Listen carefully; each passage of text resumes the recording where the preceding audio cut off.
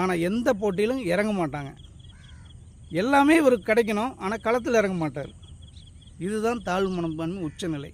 சரி, இதெல்லாம் இருக்கட்டும். இது எப்படி சரி பண்ணுவது, அதற்கு ஒரு வழி சொல்லுங்கள் அப்படின்னா, சிம்பிள். முதல்ல இந்த உண்மைத்தன்மைக்கு நீங்கள் வரணும். குடும்பத்துக்குள்ளே, உறவுக்குள்ளே, நட்புக்குள்ளே, நெருங்கிய மனிதர்களுக்கு இடையில் நம்ம அந்த காட்டக்கூடிய அதிகாரங்கள், துஷ்பிரயோகங்கள், ஆணவங்கள், இதில் எல்லாம் நம்ம எப்படி இருக்கோம் அப்படின்னு லிஸ்ட்டு போட்டுக்கணும்.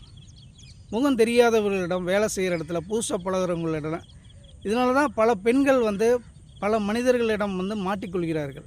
அதில் இந்த மனிதர்களிடம் பெண்கள் எளிதாக சிக்கி விடுவார்கள். என்றால் இவரை போன்ற ஒரு ஆண்மகனை நான் பார்த்ததில்லைங்கிற மாதிரி நடந்துக்குவாங்க. அப்படிப்பட்டவர்கள் தான் இந்த தாழ்வு மனப்பான்மை உள்ளவர்கள்.